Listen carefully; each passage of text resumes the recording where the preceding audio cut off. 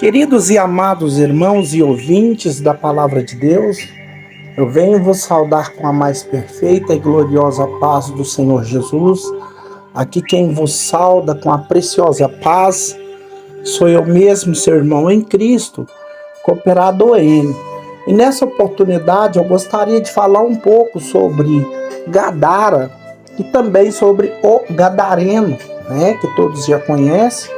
É uma história bem conhecida, que se encontra no livro de Lucas, no capítulo 8 e no versículo 22, que nos diz assim a palavra de Deus. E aconteceu que num daqueles dias entrou no barco com os seus discípulos e disse: passamos para o outro lado do lago, e partiram. Queridos irmãos, quando se trata deste assunto, estamos falando diretamente de um endemoniado que não dava sossego para Decápolis. Decápolis, que era uma junção de 10 cidades, e no meio da Decápolis estava também a cidade de Gadara. A cidade de Gadara, meus irmãos, ela estava 6 milhas do sudeste do mar da Galileia. A cidade, ela foi doada pelo governador. Ela foi doada para o governador Herodes pelo imperador César Augusto. Os habitantes dessa cidade eram essencialmente gentios. A terra, meus irmãos, era de guardadores de porcos. E ali habitavam muitos nobres, pessoas ricas, e era uma cidade luxuosa. Era uma cidade da província na região de Decápolis, que Decápolis era a junção de 10 cidades que foi fundada pelo Alexandre o Grande. Daí está a origem grega de Decápolis, as quais foram aplicadas pelos seus sucessores, porque ficava no meio de 10 reinos que sucederam o reino do Alexandre o Grande, ou seja, o norte da Síria, aonde ficava o reino de Decápolis. Ali ficava também, meus amados irmãos, o reino dos Seleucidas, o outro lado, o sul, do Egito, aonde foram ampliadas pelo Alexandre o Grande. E esse reino do Seleucida,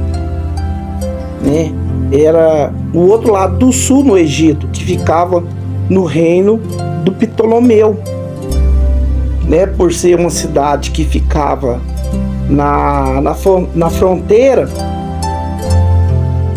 entre os países de Gadara, tornou-se um campo de batalha. Ora, essa estava sob o domínio do Seleucida, e ora ela estava sob o domínio de Ptolomeu. Ou seja, Gadara, ora ela tinha um dominador, e ora ela tinha outro tipo de dominador,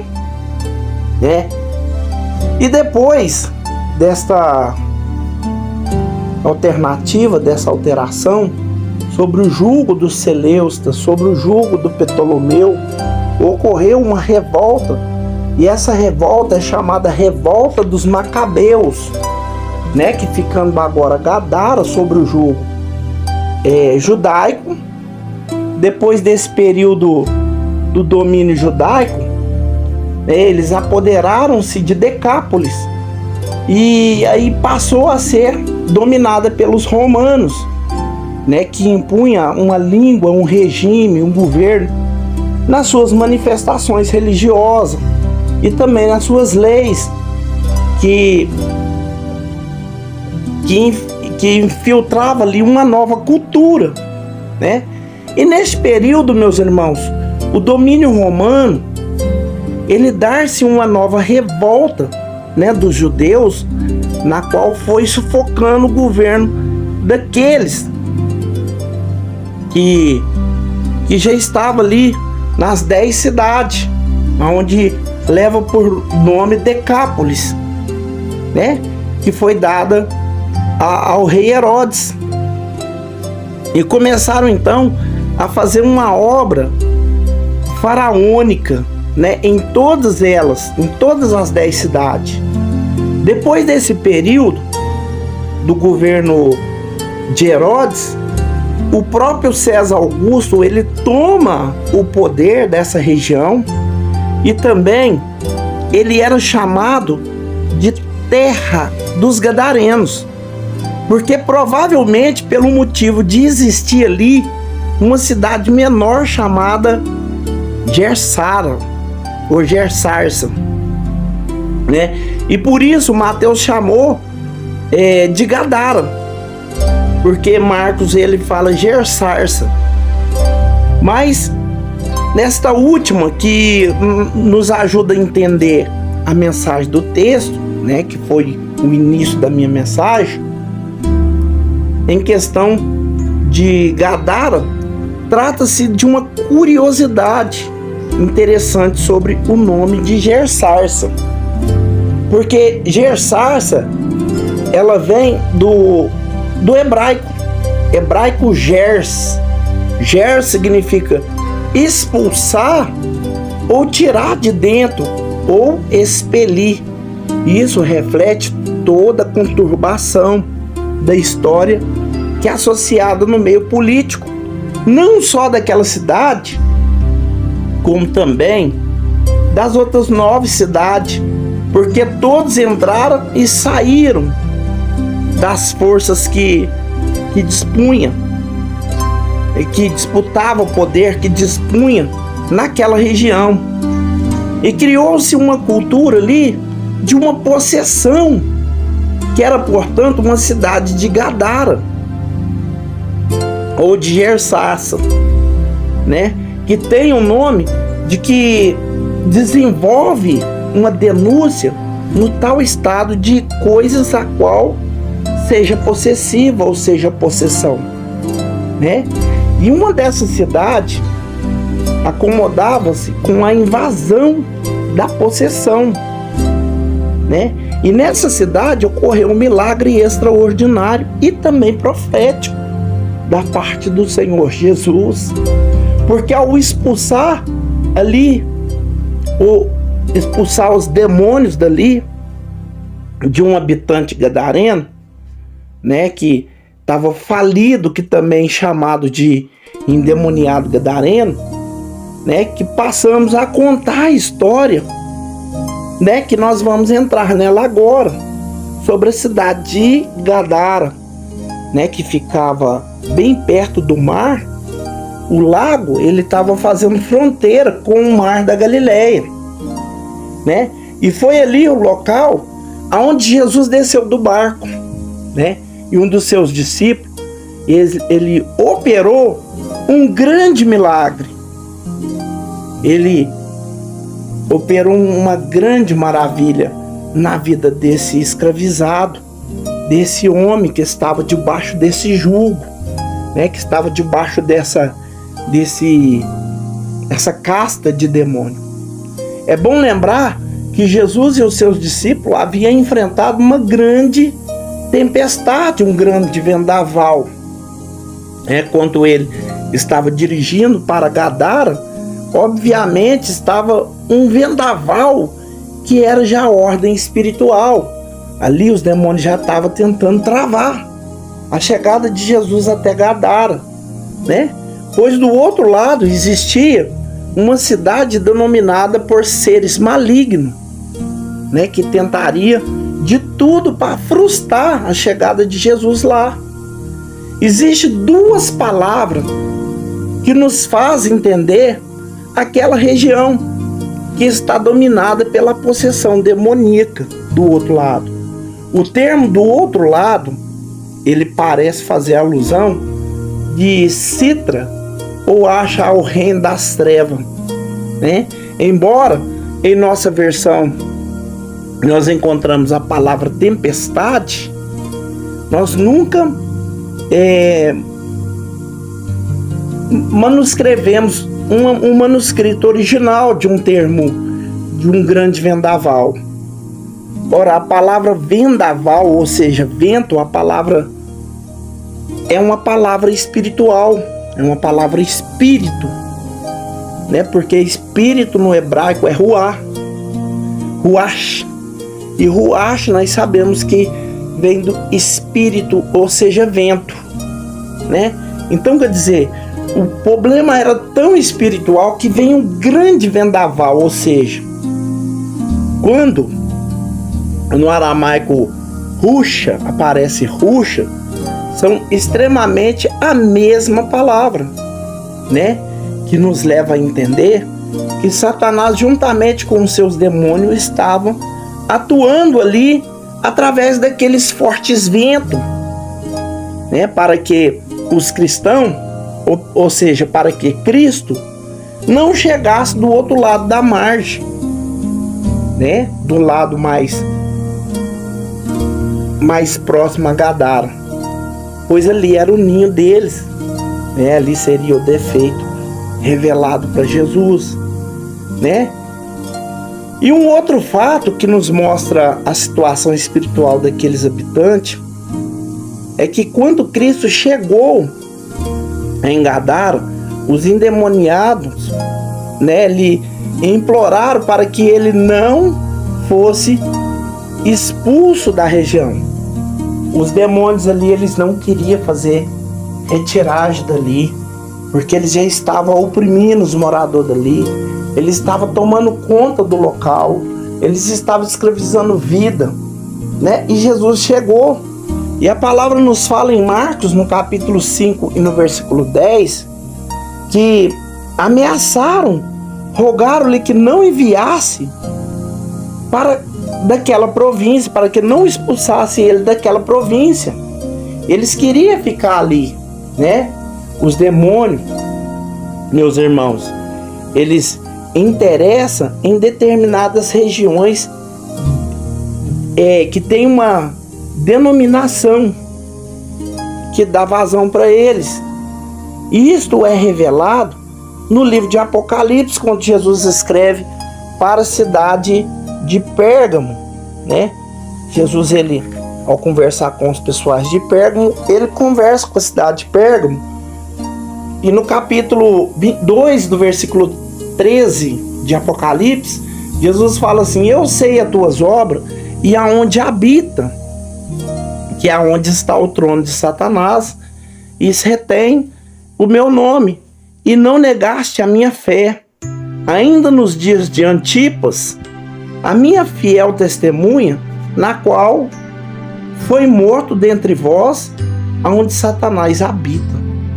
Nós podemos, meus irmãos, perceber claramente que nesse texto existe um trono de Satanás na cidade de Pérgamo, né? Como consequência disso, a perseguição aos novos cristãos era intensificada, né? Naquela região havia grande perseguição à igreja do Senhor Jesus, porque a perseguição não era por carne, né? Paulo falou que nossa luta não é contra a carne. Por parte daqueles seres espirituais, os cristãos eram perseguidos, era muito perseguido, era ferrenha essa perseguição. Os demônios, eles preferem implantar o seu reino nos lugares onde é um lugar escuro, onde é um lugar nas trevas. Eles não gostam de ser incomodados e nem ameaçados, né, com o nome do Senhor Jesus, né? No próprio caso aqui que nós vemos na situação de Gadara, pois ali ela era habitada por pessoas pagãs, né, que eram pessoas gentias, que tinham outros tipos de prática, que adoravam outros tipos de Deus, né, que era dominada pelos espíritos da idolatria. O Senhor, ele atravessou o grande lago de Genezaré e ele enfrentou subjugou a tempestade, né? As forças do mal chegou do outro lado da margem, apenas para libertar aquele homem. Da mesma forma, por sua graça, por sua misericórdia, Jesus enfrentou a rejeição, Jesus enfrentou os insultos, Jesus enfrentou as humilhações, Jesus enfrentou a morte de cruz.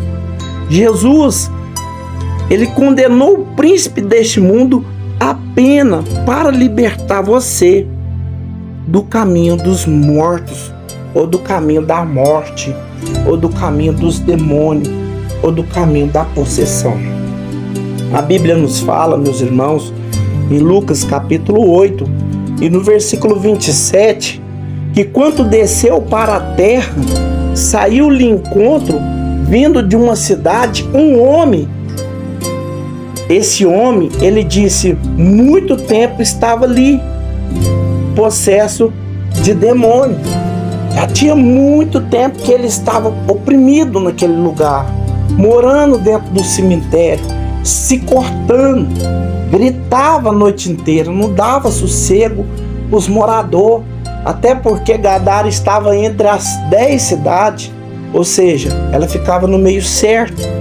Os moradores já não estavam fazendo tráfego por ali, porque tinham um enorme medo de topar com esse endemoniado nas encruzilhadas ou nas escuras. Ele avançava, ele atacava, ele pulava com habilidade. Ele oprimia de uma forma geral, né? Quanto vale uma vida, meus irmãos, para Jesus? Ele faz tudo por essa vida, né? Pela vida deste homem que é prisioneiro de Satanás. Era de noite, depois de uma tempestade no lugar deserto, né? Era cheio de negligência, era cheio de cavernas ali era cheio de cemitério, onde havia corpos decompostos. Algum deles comia alimento decomposto, comia carne de defunto. Olha a situação, meus irmãos, que Satanás colocava esse morador de Gadara, né, totalmente possesso, comendo fezes, comendo bicho no meio do mato, né? Os demônios, ele quer denigrir a imagem do Senhor na vida do ser humano, né? E desse lugar, onde havia trevas, onde que era sombrio, saiu um homem louco, né? Um homem desviado, um homem cheio de possessão, nu, ferindo com pedras, né? Todos já haviam desistido dele, todos já tinham afastado dele, a família já tinha abandonado, os parentes já tinham até riscado o nome do rol de parentela, a cidade já tinha até riscado ele do rol de cidadão da cidade. Mas Jesus não, meus irmãos. Jesus, ele não desiste de ninguém. Aquele que viajou, ele foi uma viagem proposital. Jesus, ele vai de uma terra gentílica, depois de uma exaustidão de trabalho e depois de uma terrível tempestade, ele entra em ação para salvar um homem depois de uma terrível tempestade, depois de um terrível vendaval. A possessão aqui, esse é a expressão do infinito amor de Jesus. O ser humano, ele tem um valor imenso para Deus. Quanto vale uma vida para Satanás, o nosso inimigo? Satanás nos roubou tudo de precioso que aquele homem tinha.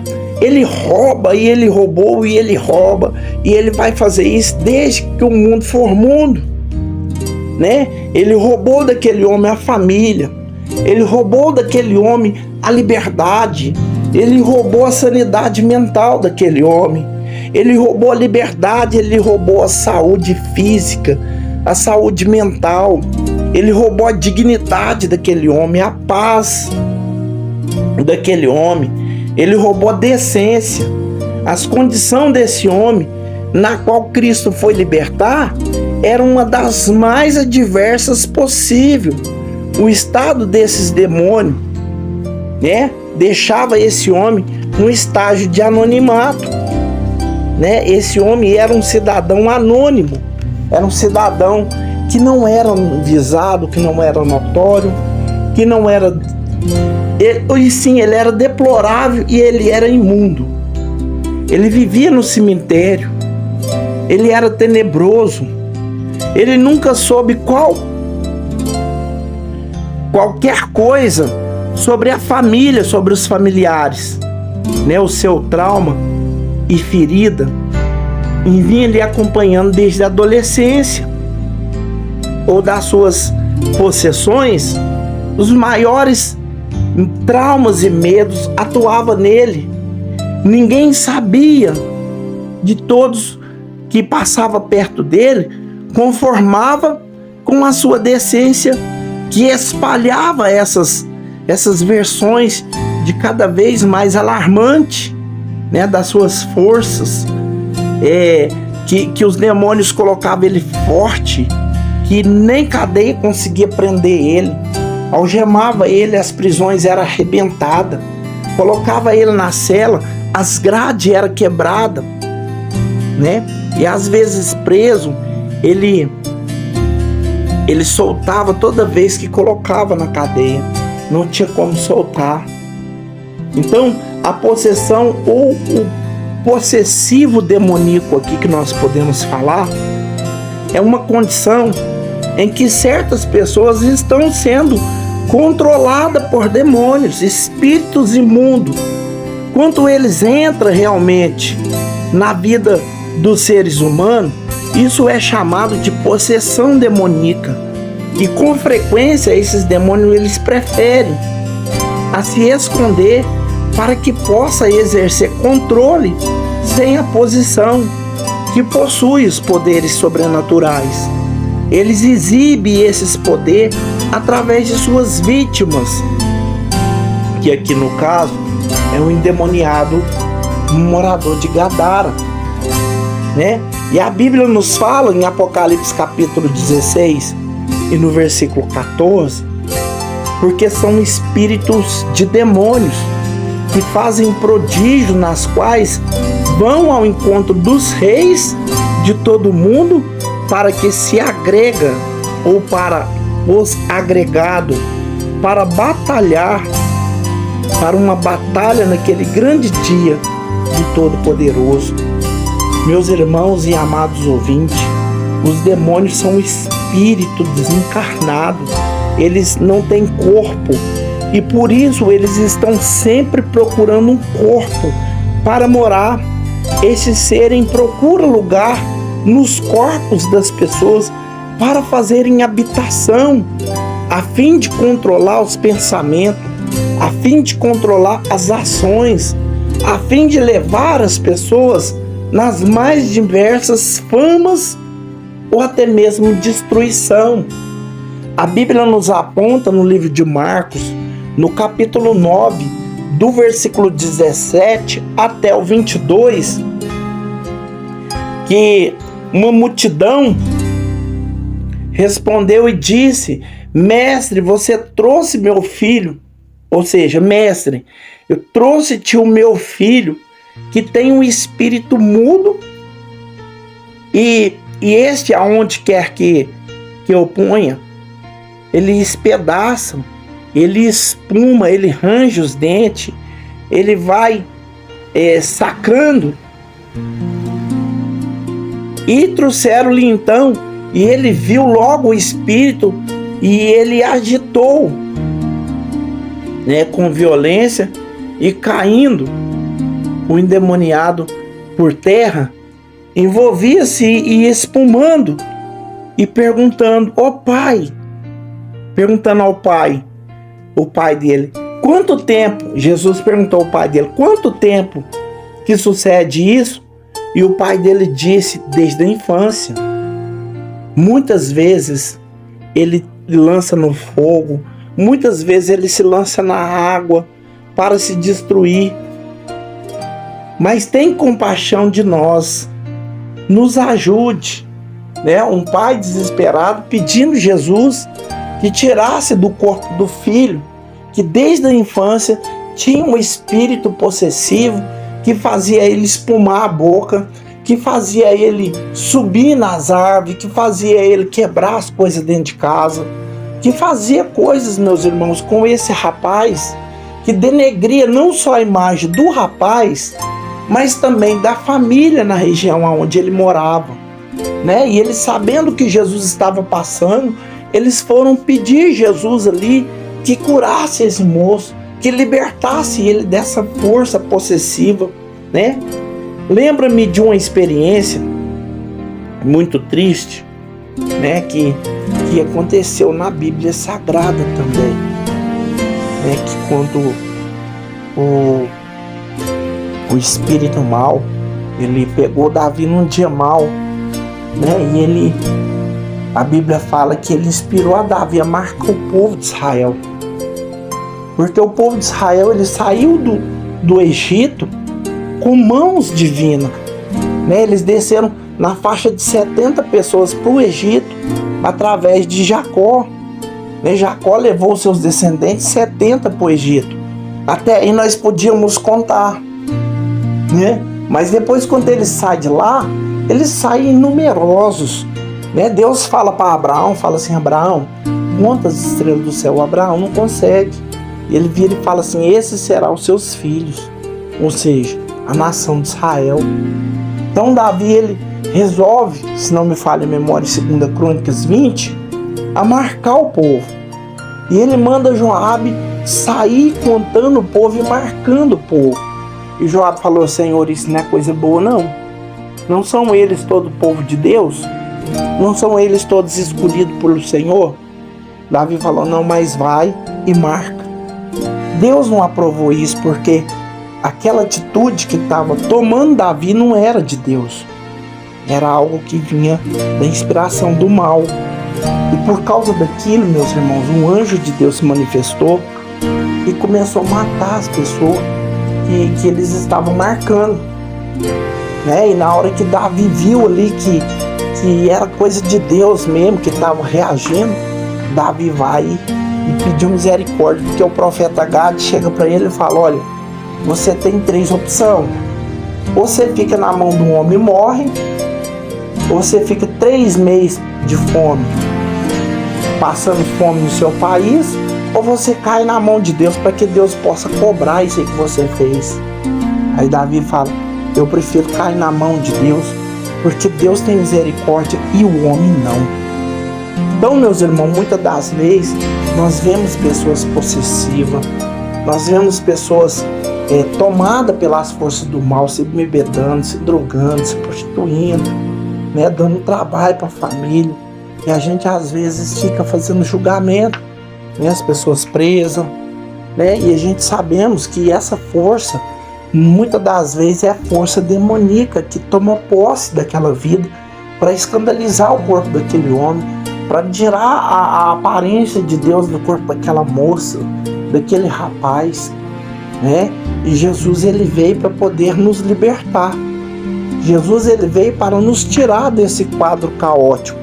Então, que nessa tarde, ou que nessa manhã, ou que nessa noite, o nome do Senhor Jesus, ele possa te alcançar, e toda depravação do inferno, tudo que está te incomodando, tudo que está impedindo o seu sorriso, tudo que está impedindo o seu avanço, tudo que está impedindo a sua chegada até a presença do Santo de Israel, que seja expulso nesse instante, e que o nome do Senhor Jesus possa prevalecer para a glória de Deus Pai, em nome do Senhor Jesus. Fiquem todos com Deus e a paz do Senhor Jesus, e até a próxima.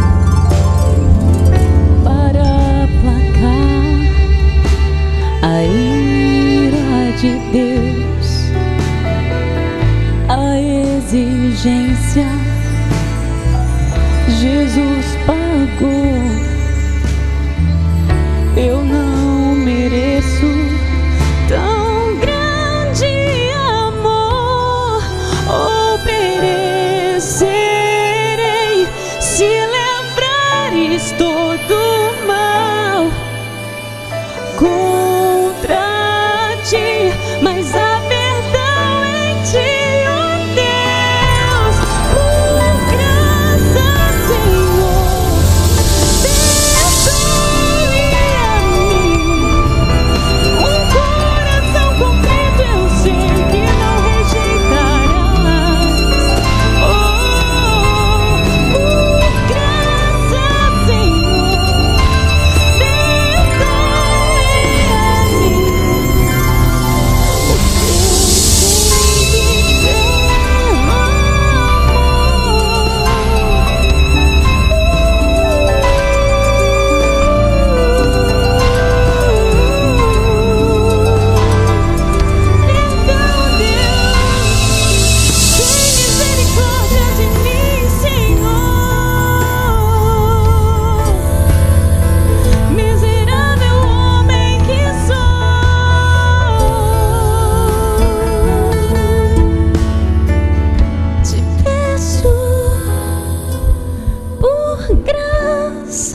Senhor, perdoe a mim.